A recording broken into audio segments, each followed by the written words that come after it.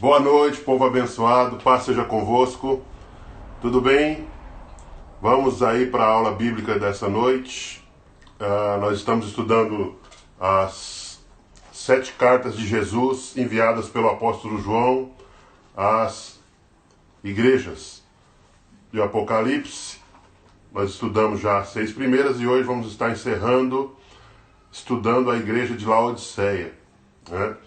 Se assente, se acomode, vamos lá para a nossa aula, vamos orar. Pai, em nome de Jesus, abençoa-nos, Deus, na reflexão que nós vamos fazer da Tua Palavra, que a Tua bênção, Senhor, repouse sobre cada aluno, sobre cada família, sobre a igreja, Senhor, que está nesse momento reunida para aprender e cumprir a Tua Palavra que diz para nós conhecermos e continuarmos prosseguindo em conhecer ao Senhor.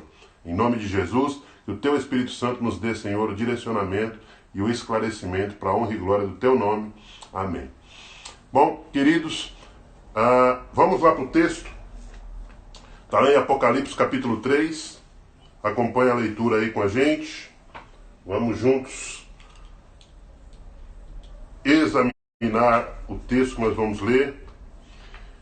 Apocalipse 3, versículo 14 ao 22, diz assim a palavra. 7ª carta à igreja de Laodiceia. E ao anjo da igreja que está em Laodiceia escreve, : Isto diz o Amém, a testemunha fiel e verdadeira, o princípio da criação de Deus. Eu sei as tuas obras, que nem és frio, nem quente. Tomara foras frio ou quente. De repente a tua versão vai estar Oxalá, foras frio ou quente. Assim, porque és morno e não és frio nem quente, vomitar-te-ei da minha boca. Versículo 17.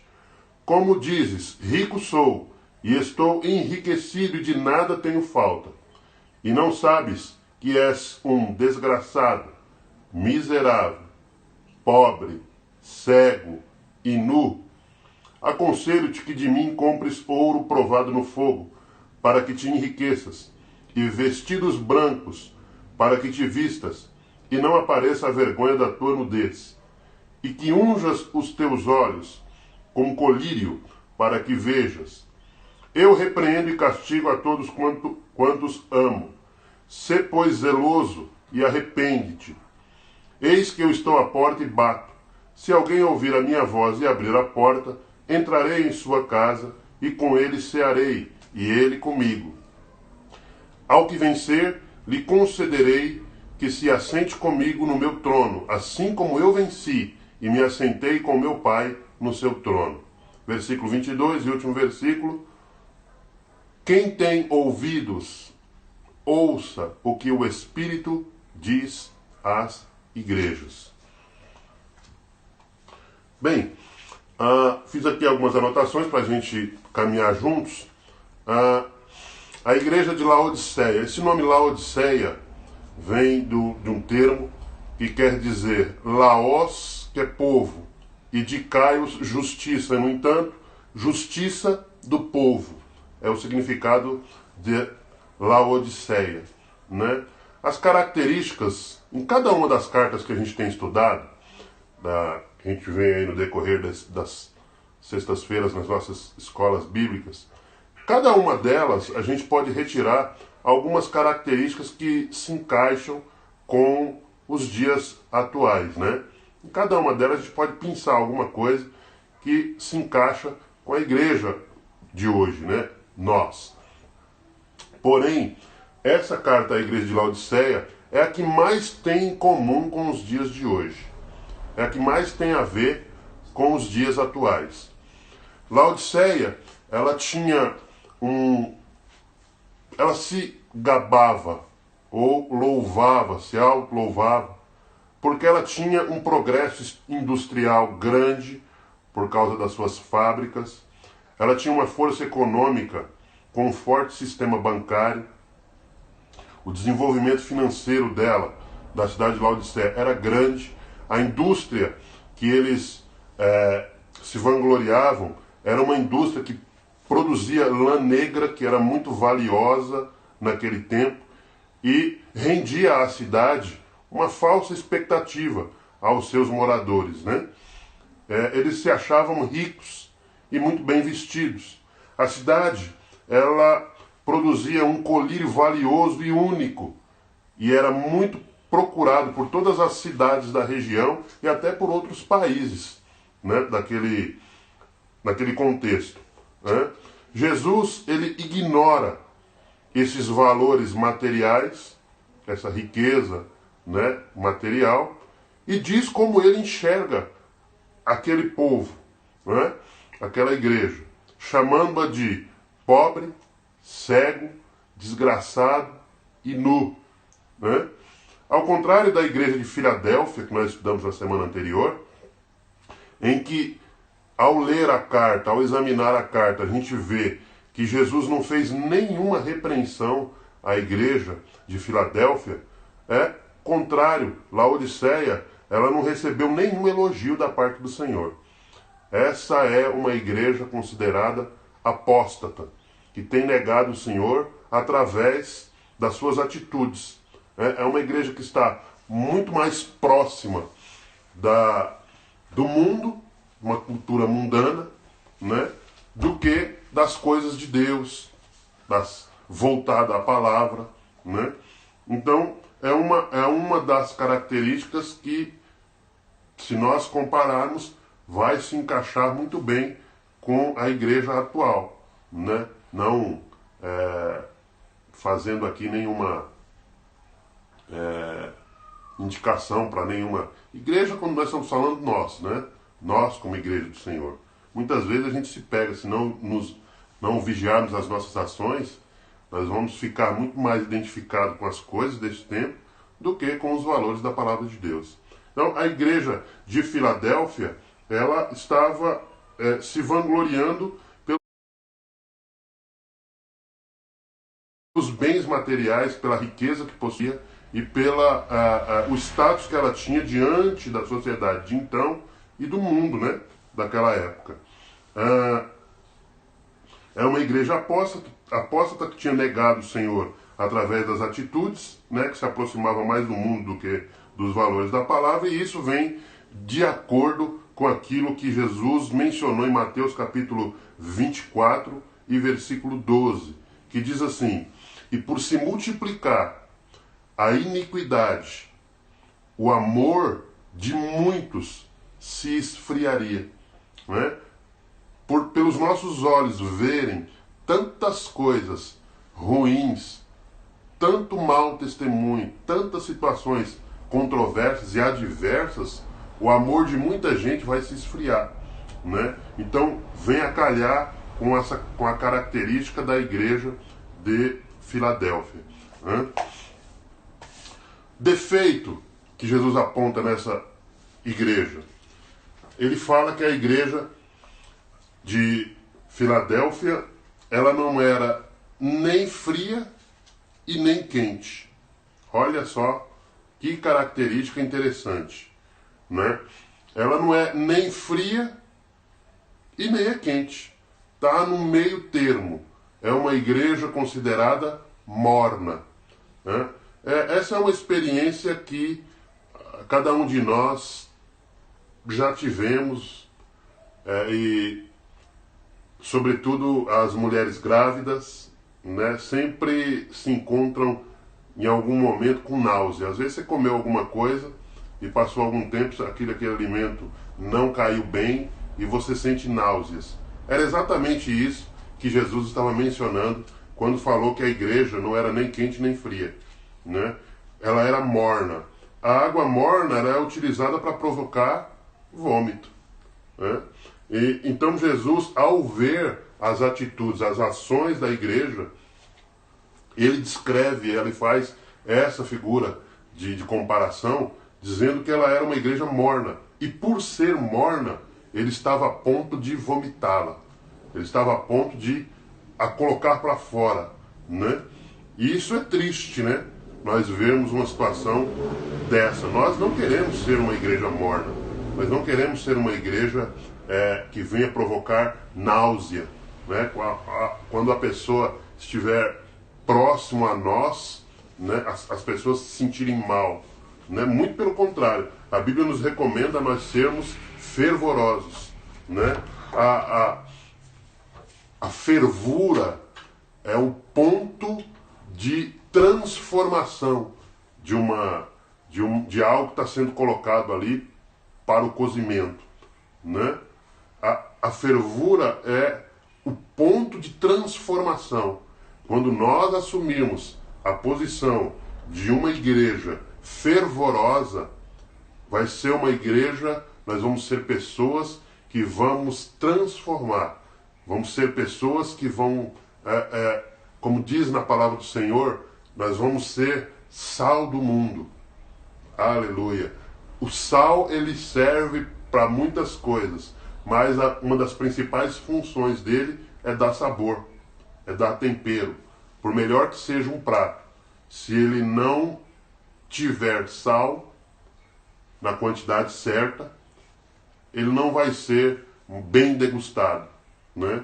E se ele tiver também um prato com muito sal, o restaurante onde nos servir isso, nós nunca mais voltaremos lá. Então tem que ser o tempero na quantidade correta, na quantidade certa, né? Que nós venhamos ser fervorosos e viver isso que Jesus diz na sua palavra, para nós sermos sal do mundo, sal onde quer que a gente passe, que a gente venha temperar, como uma quantidade de sal numa salada, a quantidade adequada, vai dar um sabor, o alimento vai ser transformado para melhor, que nós possamos ser assim, onde quer que a gente passe enquanto igreja do Senhor, né?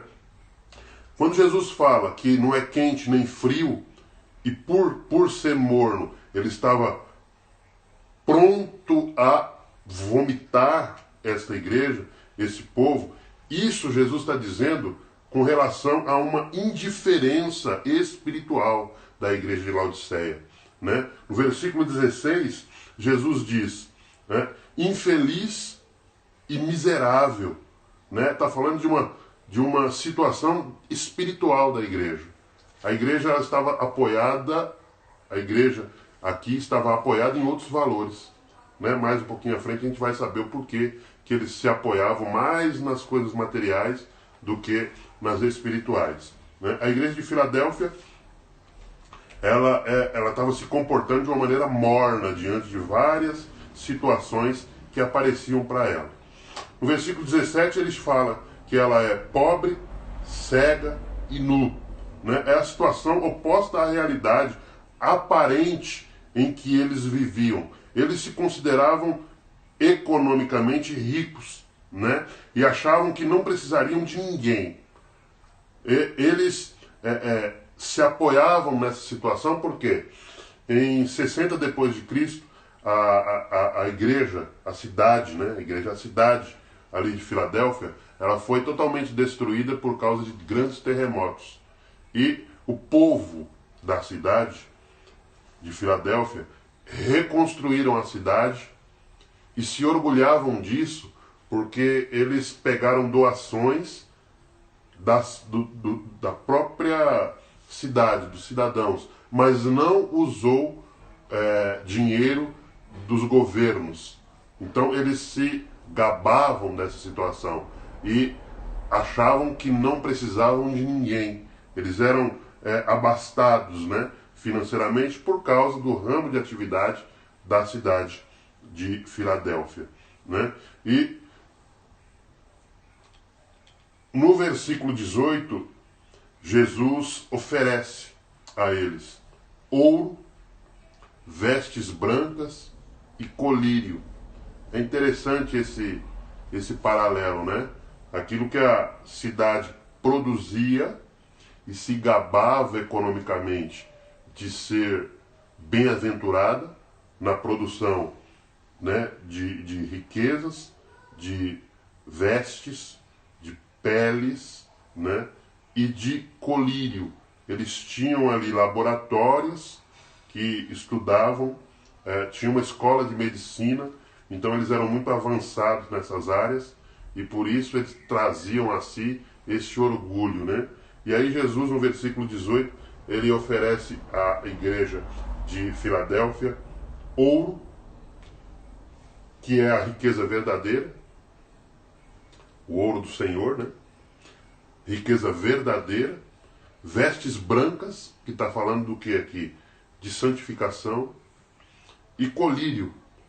E Jesus está propondo aqui para eles é uma cura espiritual, porque eles estavam, por estarem mornos, né, na fé, a ponto de serem vomitados, né?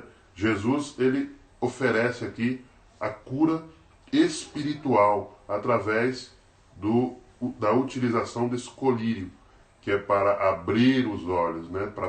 para fazer com que a visão seja mais limpa, mais clara, mais focada verdadeiramente naquilo que o Senhor tem deixado na sua palavra. Ele diz aqui, faz aqui no versículo 20 também, uma afirmação assim que eu acho muito triste, né? Eis que eu estou à porta e bato. Por que ele fala isso, hein? Porque eu estou à porta e estou batendo. É porque Jesus, o Senhor da igreja, o fundador da igreja, foi colocado para fora da igreja. Pode uma coisa dessa?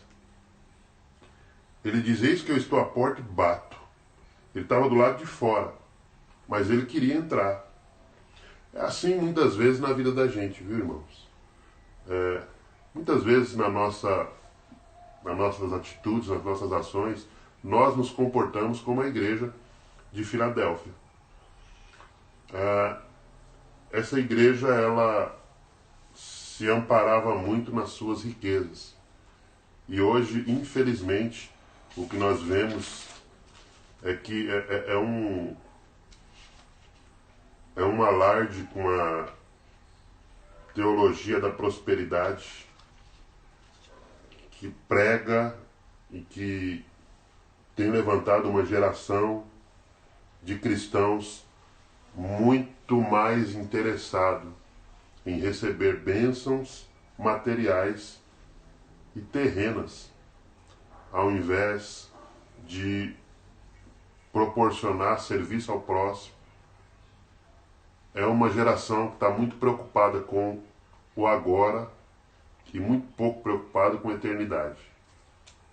E se nós não vigiarmos, se nós não abrirmos os nossos olhos espirituais, não colocarmos colírio que o Senhor nos propõe para que nós possamos ver a realidade das coisas, nós vamos nos comportar como a igreja de Filadélfia. É triste. Quantas vezes nós não deixamos Jesus para o lado de fora, nas nossas atitudes, nos nossos pensamentos, e que reflete nas nossas ações. Muitas vezes nós deixamos Jesus de escanteio. Fazemos com ele o que aquelas pessoas no barco, na travessia do mar, fizeram com Jesus. Eles estavam no barco, a narrativa diz que ele estava dormindo na parte traseira do barco. E muitas vezes a gente faz isso também. Olha se não faz. Mas louvado seja Deus que o Senhor está aqui batendo na porta da igreja, querendo entrar. Que nós possamos abrir a porta do nosso coração para que Ele possa entrar, cear conosco e nós cearmos com Ele e vivermos de acordo com as orientações dessa palavra, para que dessa maneira a gente venha usufruir do melhor que Deus tem para a nossa vida. De maneira nenhuma nós queremos nos comportar como a igreja de Filadélfia. A igreja que não recebeu nenhum elogio da parte de Deus. Nós vimos na aula de sexta-feira passada que a igreja de Filadélfia, né, ela foi elogiada e não foi repreendida. Já na igreja de Laodiceia, ela não teve nenhum elogio. Muito pelo contrário.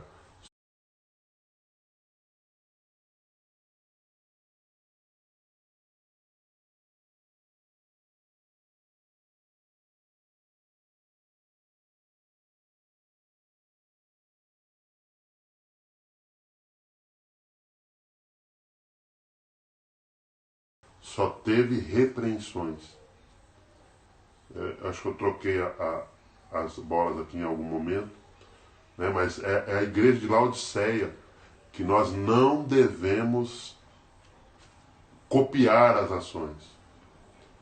Nós devemos olhar sempre para os exemplos em que Jesus faz apontamentos para essa igreja e tomar como lição para a nossa vida. Laodiceia, de jeito nenhum. As maneiras com as quais ela se portava, nós não podemos repetir, né? E eu acho interessantíssima a Bíblia por isso, porque ela não encobre, como outras literaturas, outros livros, os erros de alguns dos seus personagens. Mas aqui ela esboça e mostra de uma maneira desnuda, para que a gente tome aquilo como lição e não venha repetir essas ações, né? Mais uma coisa aqui que eu anotei. Laodiceia é uma igreja morna, indiferente, que serve a Deus e ao mundo ao mesmo tempo. Olha aí, outra característica, né? É uma igreja indiferente, serve a Deus, mas também serve ao mundo. Agora eu me lembro daquela passagem que o apóstolo Paulo estava dando seu sermão, e um tal de Eutico sentou na janela e ali começou a ouvir o apóstolo ministrando, né? E algo interessante aconteceu nessa passagem. Ele assentou-se na janela, Paulo ministrando, ele adormeceu, caiu e morreu. É interessante que janela é local de dois ambientes. A janela proporciona tanto olhar para dentro como para fora, né? Não é o local adequado para alguém sentar e ouvir a palavra, né? Porque participa de dois ambientes, participa de dois mundos. Quem está na janela está no meio termo. Ora olha o que está sendo ministrado dentro, perde a atenção, fica olhando o que está acontecendo lá fora. Essa foi a razão pela qual o tal do Eutico caiu, e a ponto do apóstolo Paulo ter que parar a sua ministração, descer, ir lá onde ele estava caído e orar para que ele fosse ressuscitado. Glória a Deus, que sempre tem homens de Deus, né? Para estender as mãos, orar e abençoar, né? Mas é uma igreja, Laodiceia era uma igreja que participava desses dois ambientes, né? Ora servia a Deus, ora estava no mundo. E é aquilo que diz lá em Mateus capítulo 6, versículo 24, né? Não podeis servir a dois senhores.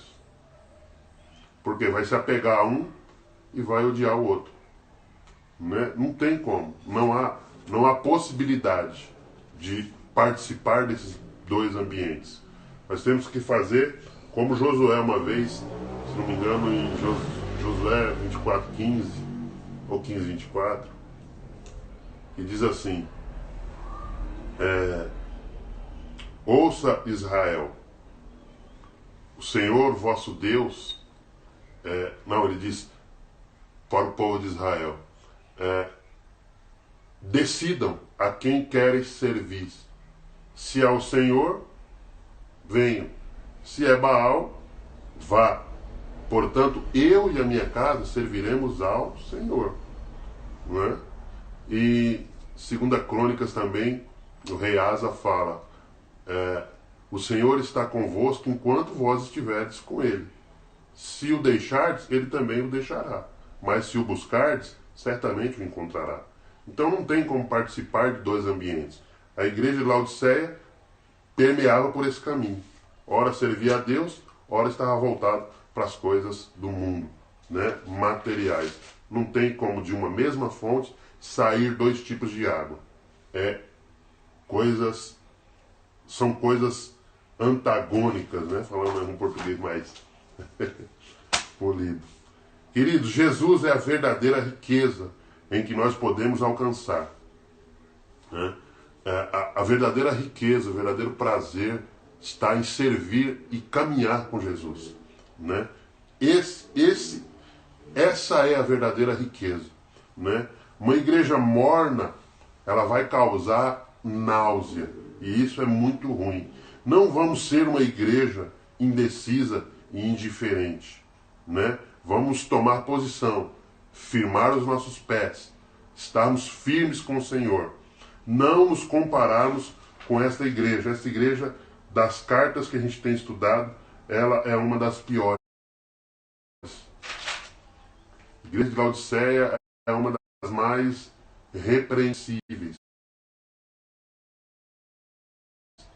Né? Que nós possamos, então,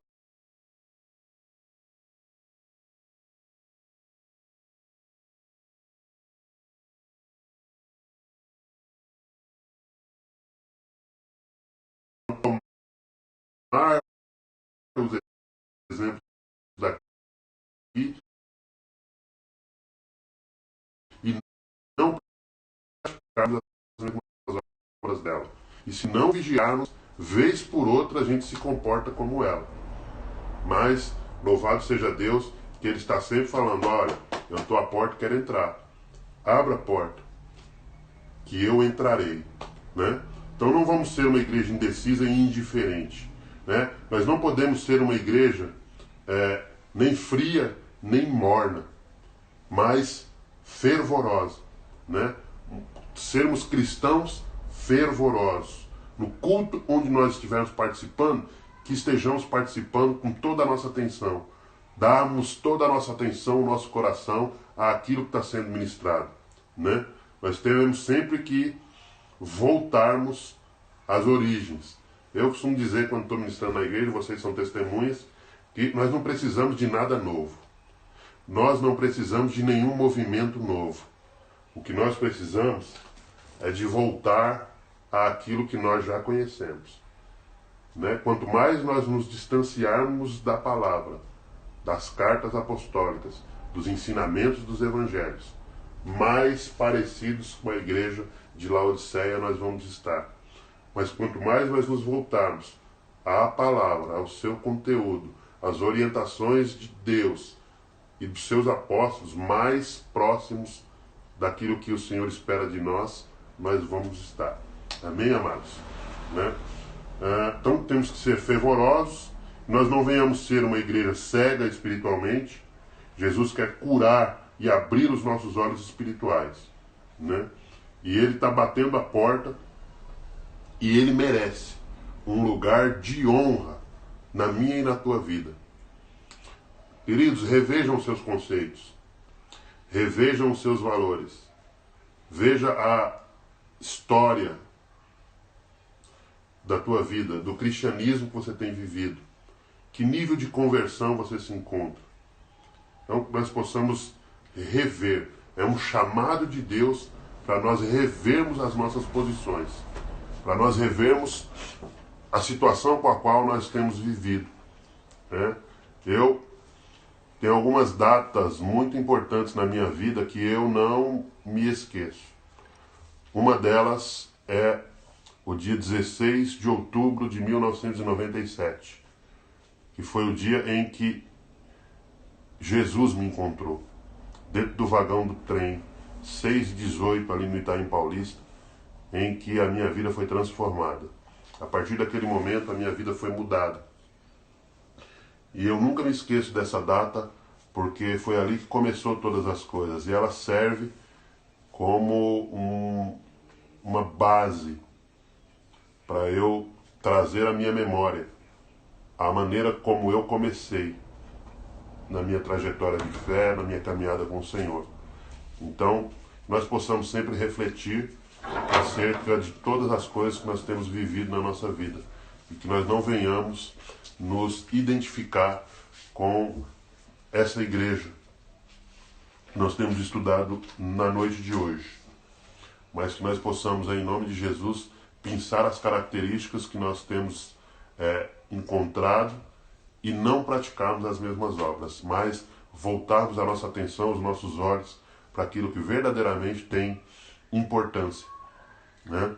Em nome de Jesus Cristo, que Deus te abençoe, que você use o colírio do Senhor, que você receba as vestes brancas que Ele tem oferecido para você, que dessa forma assim como terminou o versículo aqui da nossa leitura, no capítulo de número 3 e o versículo de número 21, assim também vai acontecer na nossa